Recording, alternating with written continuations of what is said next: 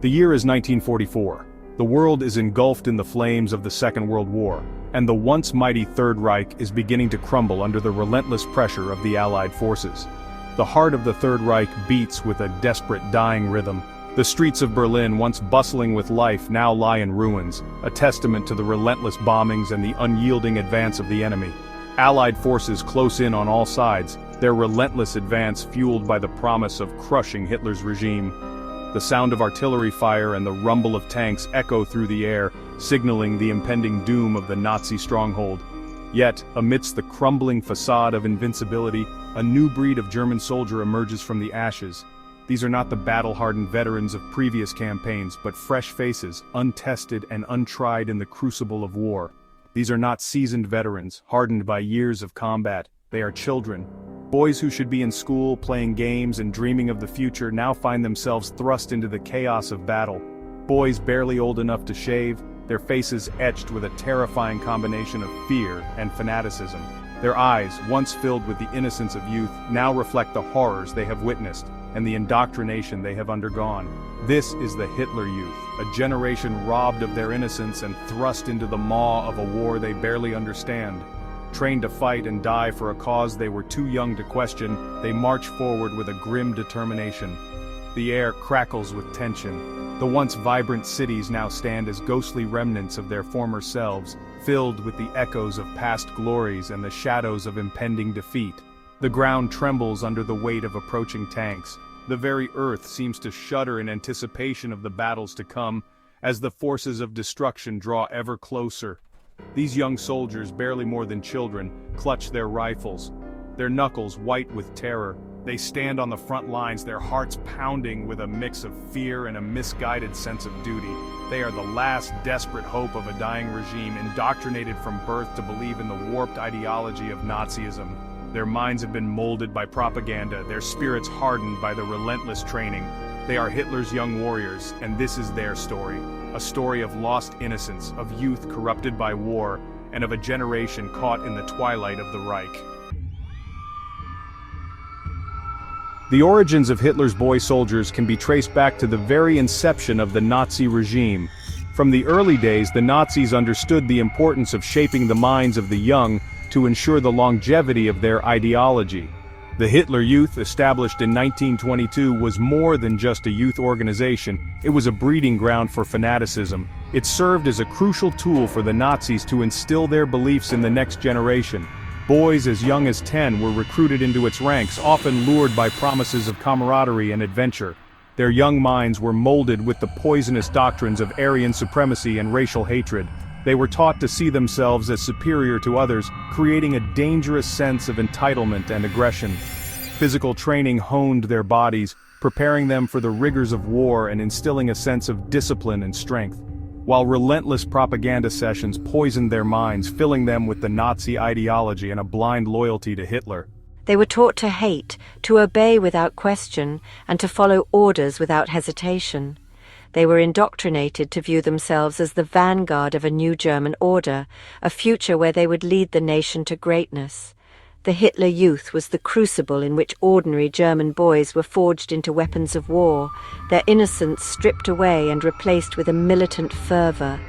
Their youthful idealism was twisted into a terrifying weapon of destruction, making them willing participants in the horrors of the Nazi regime. The regime understood the power of youth, of its malleability and susceptibility to propaganda. They knew that by capturing the hearts and minds of the young, they could secure the future of their ideology. They preyed on their innocence, their yearning for belonging and purpose, twisting it into a perverse loyalty to the Führer and his twisted vision. The Hitler Youth became a symbol of the regime's ability to manipulate and control, turning children into instruments of their dark ambitions. This perverse loyalty was cultivated through a combination of fear, indoctrination, and the promise of a glorious future, ensuring that the youth would remain steadfast in their support of the Nazi cause. The Allied invasion of Normandy in June 1944 marked a turning point in the war. It also marked the baptism by fire for thousands of Hitler Youth members, many of whom found themselves thrust into the teeth of the Allied onslaught. Ill-equipped and poorly trained, they faced the full fury of the Allied war machine. The beaches of Normandy became a bloodbath, littered with the bodies of young boys who had been fed lies about their invincibility, their youthful enthusiasm no match for the cold steel of war. The testimonies of Allied soldiers who faced these young conscripts paint a harrowing picture. They speak of boys barely old enough to drive, let alone fight, their eyes wide with terror, their hands shaking as they clutched their weapons. In the chaos and carnage, some surrendered, their indoctrination crumbling in the face of overwhelming firepower. Others fought with a desperate ferocity, their young lives sacrificed on the altar of a dying ideology. Franz, a young boy from Hamburg, was just 15 when he found himself on the front lines in Normandy. He was barely old enough to understand the complexities of war. Yet there he was, thrust into the chaos and carnage. He had joined the Hitler Youth, eager to prove his worth, driven by a sense of duty and a desire to belong to something greater than himself. His head was filled with stories of German valor and Allied treachery, tales spun to ignite a fervor in the hearts of the young and impressionable. He believed with all the conviction of youth that he was fighting for a righteous cause. Then came the landings, a brutal awakening to the grim reality of war. The deafening roar of naval guns shattered the air, a relentless barrage that seemed to go on forever. The sight of his comrades cut down like wheat before a scythe was a vision that would haunt him for the rest of his life. Fear, raw and primal, replaced the bravado. The reality of war was far removed from the glorified tales he had been told. "We were just boys," he says, his voice a raspy whisper, filled with a sorrow that words can barely convey. His eyes haunted by memories he can never escape, the ghosts of his past ever present. "We believed what we were told," he continues, the bitterness in his voice unmistakable. "We thought we were fighting for our homeland, for our families, for a future that was promised to us." He pauses, lost in the labyrinth of his memories, each one a painful reminder of what was lost. "We were just children, used and discarded," he says, his voice breaking. Franz's story is not unique. It is a story shared by countless others who were thrust into the horrors of war before they even had a chance to live. It is a story echoed by countless others who were robbed of their youth, their innocence shattered by the brutality of conflict, their lives forever scarred by the horrors they witnessed and the acts they were forced to commit, a generation marked by the indelible stain of war. The end of the war brought with it a reckoning. The world recoiled in horror at the full extent of Nazi atrocities. The Nuremberg trials, held in the aftermath of the war, sought to hold the architects of the Holocaust accountable for their crimes. Among those who faced justice were members of the Hitler Youth, young men who had committed unspeakable acts in the name of the Reich.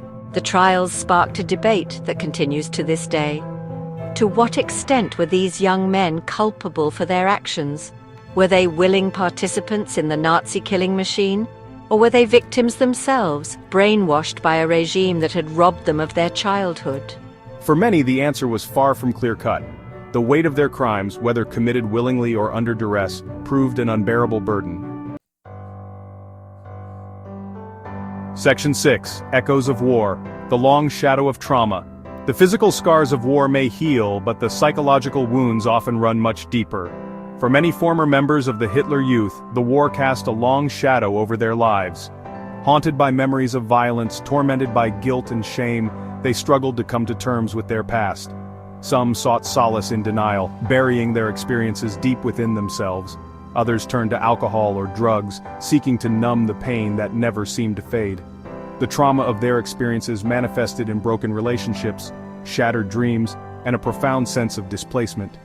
They were survivors, yes, but they were also casualties, forever marked by the horrors they had witnessed and the acts they had committed.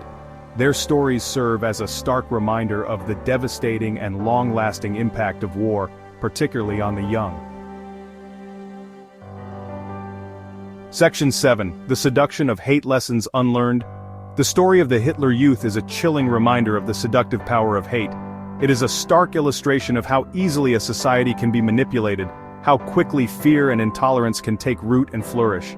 The Nazi regime understood the power of propaganda, the allure of belonging, the yearning for a sense of purpose. They exploited these vulnerabilities with ruthless efficiency, transforming an entire generation into instruments of their hateful ideology. The lessons of history are often painful, but they are lessons we ignore at our peril. The rise of extremism, the resurgence of nationalism, the increasing polarization of our societies, these are all warning signs, echoes of a past we must never forget. The story of the Hitler Youth is a cautionary tale, a reminder of the fragility of peace and the constant need for vigilance against the forces of hatred and division. Section 8. The Human Cost Beyond Numbers, a Sea of Faces. It is easy to get lost in the statistics of war, in the vast numbers that reduce individual lives to mere data points. But behind each number is a story, a life cut short, a future unrealized. The true cost of war can never be measured in dollars or casualties.